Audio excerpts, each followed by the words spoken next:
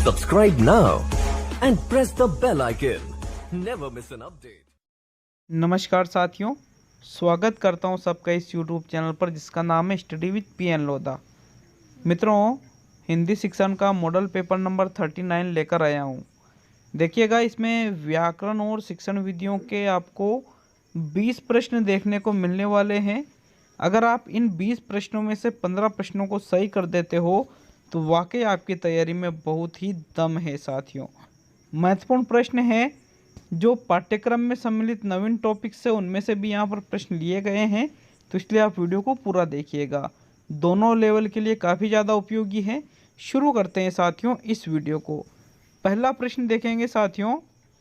देखिएगा पहले प्रश्न को, निम्न में से कौन सा शब्द तद्भव है? तद्भव शब्द का चयन करना है। पहला विकल्प देखिएगा आलस्य, दूसरा है अंधकार, तीसरा है कीर्ति और चौथा है तपस्वी। तो मित्रों देखिएगा, जो आलस्य शब्द है ये एक तत्सम शब्द है। अंधकार का अंधेरा होता है, ये भी एक यहाँ पर तत्सम शब्द है। तपस्वी का तपसी होता है, ये भी एक तत्सम शब्द है। लेकिन जो कीर्ति होता है साथियों, यहाँ पर रे जो पूरा है ये आधा होता है कीर्ति में, तो ये एक तद्भव शब्द है। तो यहाँ पर आपका जो तीसरा विकल्प है मित्रों प्रश्न नंबर 1 में, वो आपका राइट आंसर रहेगा। कीर्ति शब्द एक तद्भव शब्द है। चलिए नेक्स्ट देखते हैं प्रश्न नंबर 2 को। दूसरा क्वेश्चन मित्रों, प्रश्न नंबर 2 है आपके, किस विकल्प में सर्वनाम से भाववाचक संज्ञा नहीं हुई है? मिठास, परायापन, सर्वस्व और निजत्व। तो ये जो 4 विकल्प आपको दे रखे हैं, इनमें से एक विकल्प ऐसा है जिसमें सर्वनाम से भाववाचक संज्ञा नहीं बनी हुई है। तो मित्रों निजत्व में निज आपके मूल शब्द है जो कि एक सर्वनाम है। निज में त्व प्रत्यय लगने के कारण ये भाववाचक बना है, तो निज सर्वनाम है। सर्वस्व में सर्व यहाँ पर सर्वनाम है। परायापन में पराया यहाँ पर सर्वनाम है। लेकिन साथियों जो मीठा शब्द है, मीठा ये सर्वनाम ना होकर एक विशेषण शब्द है। तो इस प्रकार हम कह सकते हैं कि जो मिठास शब्द है यहाँ पर ये विशेषण से भाववाचक बना है, ना कि सर्वनाम से। तो आपका कौन सा विकल्प सही रहेगा? यहाँ पर प्रथम विकल्प सही रहेगा साथियों प्रश्न नंबर 2 में। चलिए नेक्स्ट आगे बढ़ेंगे प्रश्न नंबर 3 की ओर। तो मित्रों तीसरा क्वेश्चन देखते हैं। तीसरा क्वेश्चन है, किस वाक्य में क्रिया विशेषण का प्रयोग हुआ है? विकल्पों को देखिएगा। पेड़ पर पक्षी बैठा है, गुंजन गाना गाती है, प्रशांत धीरे धीरे चलता है और वर्षा पत्र लिखती है।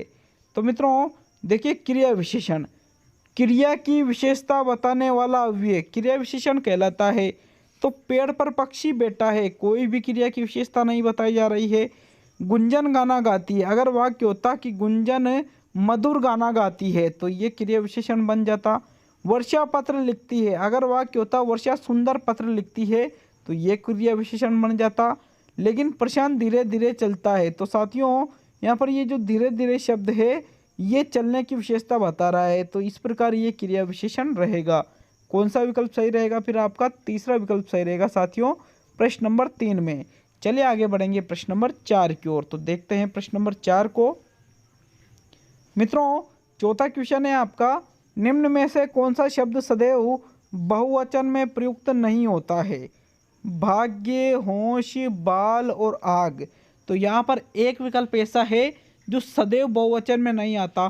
तो भाग्य खुल गए बहुवचन में आएगा, होश उड़ गए बहुवचन में आएगा, बाल काट लिए बहुवचन में आएगा, और यहाँ पर आग लग गई। तो साथियों लग गई एक वचन में इस शब्द का प्रयुक्त हो रहा है। तो साथियों हम कह सकते हैं कि ये सदैव बहुवचन में प्रयुक्त न होकर एक वचन में प्रयुक्त होता है। चौथा विकल्प आपका सही है प्रश्न नंबर 4 में। नेक्स्ट आगे बढ़ेंगे साथियों प्रश्न नंबर 5 की ओर। तो चलिए देखते हैं प्रश्न नंबर 5 को। तो मित्रों पांचवा क्वेश्चन आपका, सरोज गीत गा रही है वाक्य में कौन सा काल है? अपूर्ण वर्तमान काल, सामान्य वर्तमान काल, पूर्ण वर्तमान काल और सामान्य भूतकाल। तो साथियों गीत गा रही है मतलब अभी क्रिया चल रही है, तो क्रिया पूर्ण न होने पर वर्तमान में उसको हम कहेंगे अपूर्ण वर्तमान काल। जबकि सामान्य भूतकाल और सामान्य वर्तमान काल ये नहीं रहेगा, ना ही ये पूर्ण वर्तमान काल में आएगा साथियों। विकल्प नंबर आपका 1 सही है प्रश्न नंबर 5 में। चलिए आगे बढ़ेंगे प्रश्न नंबर 6 की ओर साथियों। तो मित्रों देखते हैं प्रश्न नंबर 6 को। 6वां क्वेश्चन, अमचूर में कौन सा समास है? अधिकरण तत्पुरुष, संबंध तत्पुरुष, करण तत्पुरुष और कर्म तत्पुरुष। तो अमचूर का समास विग्रह करें तो अमचूर का मतलब होता है आम का चूर्ण। आम का चूर्ण ही अमचूर कहलाता है साथियों। तो यहाँ पर ये जो कश जुड़ा हुआ है ये किसका कारक चिन्ह रहेगा साथियों? संबंध का के की। तो यहाँ पर हम कह सकते हैं कि अमचूर में संबंध तत्पुरुष समास का प्रयोग हुआ है। किसका प्रयोग हुआ है साथियों? संबंध तत्पुरुष का। विकल्प नंबर आपका 2 सही है प्रश्न नंबर 6 में। आगे बढ़ेंगे साथियों प्रश्न नंबर 7 की ओर। तो चलिए देख लेते हैं 7वें क्वेश्चन को। प्रश्न नंबर 7, किस विकल्प में अनु उपसर्ग का प्रयोग नहीं हुआ है? अन्वेषण, अनुज, अनुचर और अनुपस्थित। तो साथियों अगर हम बात करें अन्वेषण की तो इसका संधि विच्छेद होता है अनु प्लस एषण, बराबर शब्द बनता है अन्वेषण। तो मित्रों इसमें अनुपसर्ग लगा हुआ है। फिर अनु प्लस जे अनुपसर्ग लगा हुआ है। अनु प्लस चर अनुपसर्ग लगा हुआ है। लेकिन साथियों अनुपस्थित जो शब्द है इसमें अन प्लस उपस्थित इस प्रकार से ये शब्द जुड़ा हुआ है। तो इसमें अनुपसर्ग न होकर के अनुपसर्ग लगा हुआ है साथियों। किसमें? अनुपस्थित में। तो अनुपस्थित में कौन सा उपसर्ग है? अनुपसर्ग है। और यहाँ पूछा क्या है कि किसमें अनुपसर्ग का प्रयोग नहीं हुआ है? तो अनुपस्थित में अनुपसर्ग का प्रयोग न होकर के अनुपसर्ग का प्रयोग हुआ है। विकल्प नंबर आपका कौन सा सही है साथियों? 4वां विकल्प बिल्कुल राइट आंसर रहेगा प्रश्न नंबर 7 में। चलिए देख लेते हैं साथियों प्रश्न नंबर 8 को। तो देखेंगे 8वें क्वेश्चन को साथियों। यह प्रत्यय युक्त शब्द नहीं है। सौंदर्य, भारतीय, औदार्य और आदित्य। तो मित्रों अगर हम बात करें आदित्य की तो आदित्य शब्द मूल रूप से अदिति प्लस ये से बना हुआ है, बराबर शब्द बनेगा आदित्य। तो इसमें ये प्रत्यय लगा हुआ है साथियों। फिर औदार्य जो शब्द है साथियों ये बना हुआ है उदार प्लस ये, बराबर शब्द बनेगा औदार्य। इसमें भी ये प्रत्यय लगा हुआ है। फिर एक शब्द आता है सौंदर्य। तो सौंदर्य शब्द बना हुआ है सुंदर प्लस ये, इसमें भी ये प्रत्यय लगा हुआ है साथियों। लेकिन भारत प्लस ई है, बराबर शब्द भरत प्लस ई है, बराबर शब्द बनेगा भारतीय। तो इसमें ये प्रत्यय न लग करके ई प्रत्यय लगा हुआ है साथियों। विकल्प नंबर आपका कौन सा सही है? दूसरा, क्योंकि इसमें ये प्रत्यय प्रयुक्त नहीं हुआ है। सेकंड विकल्प आपका सही रहेगा 8वें क्वेश्चन में। चलिए आगे बढ़ेंगे साथियों प्रश्न नंबर 9 की ओर। देख लेते हैं 9वें क्वेश्चन को। कौन सा विलोम युग्म अशुद्ध है? अशुद्ध विलोम युग्म का चयन करना है आपको। उन्मूलन का रोपण, योगी का जोगी, खल का सज्जन और कर्पण का उदार। तो मित्रों उन्मूलन का रोपण ही होता है, खल का सज्जन ही होता है। खल मतलब बुरा और सज्जन मतलब अच्छा। कर्पण मतलब कृपा करने वाला, उदार मतलब कृपा नहीं करने वाला साथियों। तो यहाँ पर ये भी सही है। लेकिन मित्रों यहाँ पर एक शब्द है योगी। तो योगी का जोगी न होकर योगी का विलोम शब्द होता है भोगी। तो ये क्या है फिर साथियों? अशुद्ध है। और यही आपका राइट आंसर रहेगा प्रश्न नंबर 9 में। कौन सा विकल्प सही है साथियों? दूसरा विकल्प आपका बिल्कुल सही आंसर है। चलिए आगे बढ़ेंगे प्रश्न नंबर 10 की ओर। 10वां क्वेश्चन देखते हैं साथियों। अशुद्ध शब्द का चयन कीजिए। अहल्या, मैथिली, भगीरथी और प्रशंसा। तो साथियों अहल्या बिल्कुल इसी प्रकार से लिखा जाता है। हम क्या करते हैं अहल्या को अहिल्या लिख देते हैं, जो कि बिल्कुल गलत है। मैथिली बिल्कुल इसी प्रकार से लिखा जाता है, प्रशंसा इसी प्रकार से लिखा जाता है। लेकिन भगीरथ मूल शब्द है इसमें भगीरथ। अगर यदि आप इसमें ई प्रत्यय लगा दे देते हो तो यहाँ पर भगीरथ शब्द न होकर शब्द बनेगा साथियों भागीरथी। क्या बनेगा साथियों? भागीरथी आपका शब्द बनेगा। तो ये जो तीसरा विकल्प है ये भगीरथ ना होकर क्या रहेगा? भागीरथी रहेगा। तो साथियों ये क्या है? अशुद्ध है। आपका तीसरा ही विकल्प सही है, क्योंकि इसमें आपको अशुद्ध शब्द का चयन करना था। बिल्कुल 10वें क्वेश्चन में तीसरा विकल्प। चलिए आगे देखेंगे प्रश्न नंबर 11 को। तो मित्रों 11वें क्वेश्चन को हम देखेंगे। 11वां क्वेश्चन है आपका, तुम इसी समय रवाना हो जाओ ताकि तुम्हें गाड़ी मिल जाए। वाक्य रचना की दृष्टि से है साधारण वाक्य, इच्छार्थक वाक्य, संयुक्त वाक्य और मिश्र वाक्य। तो साथियों जहाँ पर एक वाक्य दूसरे के ऊपर आश्रित होता है वहाँ पर होता है मिश्र वाक्य। देखिएगा, तुम इसी समय रवाना हो जाओ ताकि तुम्हें गाड़ी मिल जाए। तो साथियों रवाना होंगे तभी गाड़ी मिलेगी। तो इस प्रकार हम कह सकते हैं कि ये संयुक्त वाक्य का उदाहरण न होकर के मिश्र वाक्य का उदाहरण रहेगा। आपका जो फोर्थ विकल्प है प्रश्न नंबर 11 में, वो ये आपका राइट आंसर रहेगा साथियों। अब देखेंगे प्रश्न नंबर 12 को। तो चलिए साथियों देखते हैं 12वें क्वेश्चन को। 12वां क्वेश्चन आपके आता है, शुद्ध वर्तनी वाला शब्द है कवयित्री और कवियत्री। वाक्य में किस प्रयुक्त विराम चिन्ह है? विकल्प चिन्ह, संकेत चिन्ह, निर्देशक चिन्ह और योजक चिन्ह। तो साथियों देखिए, शुद्ध वाक्य क्या कह रहा है? शुद्ध वर्तनी वाला शब्द है कवयित्री ओब्लिक कवियत्री। तो ये जो ओब्लिक शब्द है इसको हम साथियों विकल्प चिन्ह के नाम से जानते हैं। किस चिन्ह के नाम से जानते हैं? विकल्प चिन्ह के नाम से जानते हैं। विकल्प नंबर आपका 1 सही है प्रश्न नंबर 12 में। अब देखेंगे साथियों प्रश्न नंबर 13 को। तो चलिए देख लेते हैं 13वें क्वेश्चन को भी। 13वां क्वेश्चन वेरी इंपॉर्टेंट क्वेश्चन है। लोकोक्ति व मुहावरे के संबंध में असत्य कथन है। विकल्पों को देखिएगा, लोकोक्ति का अपर नाम कहावत भी है, मुहावरा अपने आप में पूर्ण होता है, लोकोक्ति अपने आप में पूर्ण होती है, मुहावरे का स्वरूप लिंग वचन काल के अनुसार परिवर्तन अपेक्षित है। तो मित्रों अगर हम बात करें तो मुहावरे का जो स्वरूप होता है लिंग के अनुसार, वचन के अनुसार, काल के अनुसार परिवर्तित हो सकता है साथियों। लोकोक्ति अपने आप में बिल्कुल पूर्ण होती है, लेकिन साथियों मुहावरा अपने आप में पूर्ण नहीं होता है, बल्कि ये बदलता रहता है। और लोकोक्ति का अपर नाम कहावत, मतलब लोकोक्ति को कहावत के नाम से भी जाना जाता है। तो यहाँ पर आपका प्रथम विकल्प, आपका थर्ड विकल्प, आपका चौथा विकल्प, ये तीनों तो बिल्कुल सत्य कथन है, लेकिन मुहावरा अपने आप में पूर्ण होता है, ये क्या है? असत्य कथन है साथियों। और आपको क्या देखना था? असत्य कथन ही देखना था। आपका जो सेकंड विकल्प है प्रश्न नंबर 13 में, वही आपका राइट आंसर रहेगा साथियों। चलिए आगे बढ़ेंगे प्रश्न नंबर 14 की ओर। तो चलिए देख लेते हैं मित्रों प्रश्न नंबर 14 को भी। 14वां क्वेश्चन आप क्या आता है, चुगली करना किसका सही अर्थ है? काम आना, कान खाना, कान भरना और कान में तेल डालना। तो साथियों काम आना का मतलब तो होता है शहीद हो जाना। क्या होता है? शहीद हो जाना, मतलब जो व्यक्ति देश के लिए अपनी जान देता है उसको कहते हैं काम आना। एक होता है साथियों कान खाना। कान खाना का मतलब चुगली करना नहीं होता है, बल्कि चुगली करना होता है कान भरना। कि आप किसी के कान भर दोगे तो उसको ही कहा जाता है चुगली करना। और कान में तेल डालना मतलब किसी की बिल्कुल भी नहीं सुनना, इसका अर्थ यह होता है। तो 14वें क्वेश्चन में आपका कौन सा राइट आंसर रहेगा? तीसरा विकल्प आपका बिल्कुल राइट आंसर रहेगा साथियों प्रश्न नंबर 14 में। अब देखेंगे साथियों प्रश्न नंबर 15 को।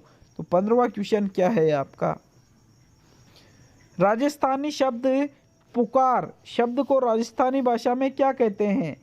हेली, हेलो, हेलमेल और हेलन।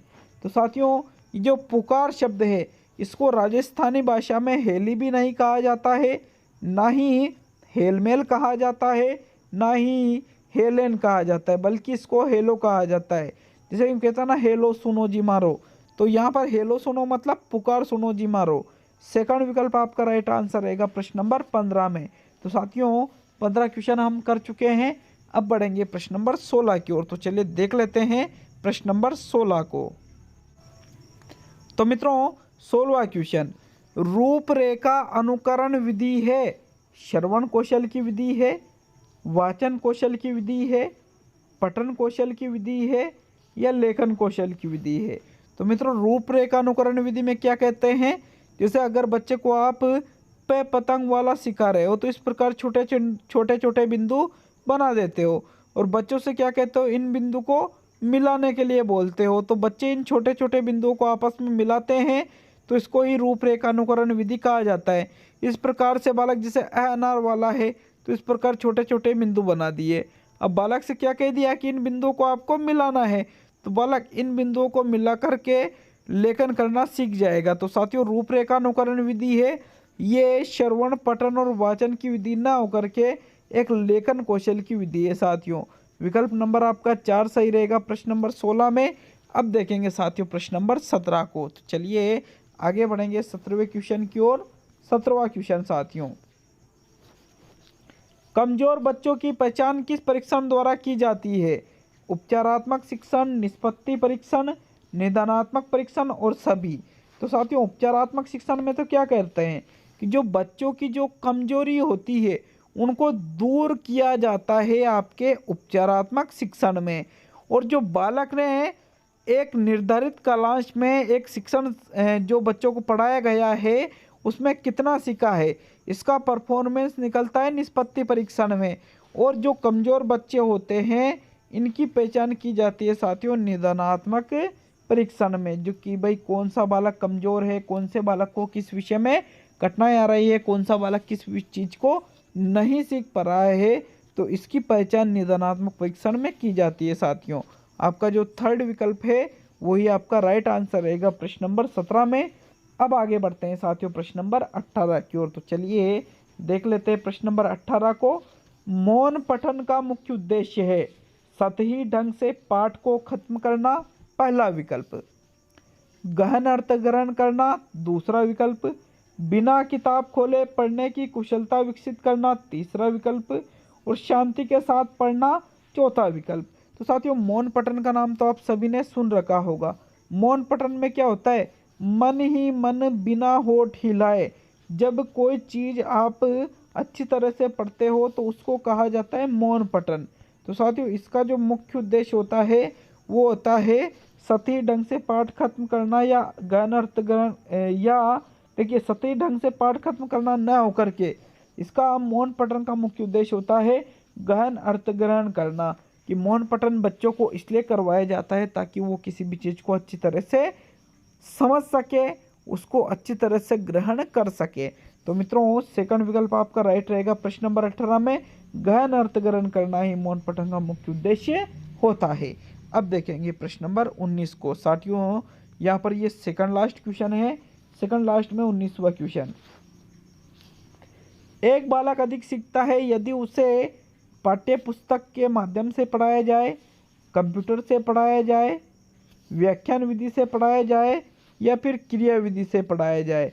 तो साथियों बालक सबसे ज़्यादा कब सीखेगा? व्याख्यान विधि से तो सीखेगा ही नहीं और न ही पाठ्य पुस्तक से सीखेगा। अब या तो वो कंप्यूटर के माध्यम से पढ़ाओगे या फिर आप उसको क्रिया विधि से पढ़ाओगे, कब सीखेगा सबसे ज़्यादा? तो साथियों जिस शिक्षण विधि में बालक अधिक से अधिक क्रियाएँ करता है, मतलब क्रिया विधि से यदि आप उसको पढ़ाते हो तो बालक सर्वाधिक सीखता है। क्योंकि क्रिया विधि में बालक क्या करता है, खुद क्रिया करके सीखता है, मतलब बाल केंद्रित शिक्षण विधि ये होती है साथियों। आपका जो चौथा विकल्प सही है वही आपका राइट आंसर रहेगा 19वें क्वेश्चन में। अब अंतिम और 20वां क्वेश्चन कमेंट करके जरूर जाए कि 20 में से आपके कितने क्वेश्चन सही हुए हैं साथियों, हमें जरूर बता कर जाए। तो चलिए देख लेते हैं प्रश्न नंबर 20 को, 20वां और आज का अंतिम क्वेश्चन। प्राथमिक स्तर पर कौन सा भाषा शिक्षण का उद्देश्य नहीं है? अपने द्वारा कही बात की तार्किक पुष्टि करना, दूसरा विकल्प। भाषा का सृजनशील एवं कल्पनाशील प्रयोग करना, तीसरा विकल्प साथियों। रचनाओं के माध्यम से विभिन्न विषयों से जुड़ना और चौथा और अंतिम विकल्प भाषा संबंधी व्याकरण को पूर्णतः कंठस्थ करना। तो मित्रों जो प्राथमिक स्तर है इसमें अपनी बात की तार्किक पुष्टि भी की जाती है, कल्पनाशील और सृजनशील भाषा का प्रयोग किया जाता है, रचनाओं के माध्यम से विभिन्न विषयों से जुड़ा जाता है। लेकिन जो भाषा संबंधी व्याकरण है इसको पूर्णतः कंठस्थ करना, इस पर बल प्राथमिक स्तर पर भाषा शिक्षण में नहीं दिया जाता है साथियों। इसलिए आपका जो चौथा विकल्प है यहाँ पर प्रश्न नंबर 20 में वही आपका राइट आंसर रहेगा।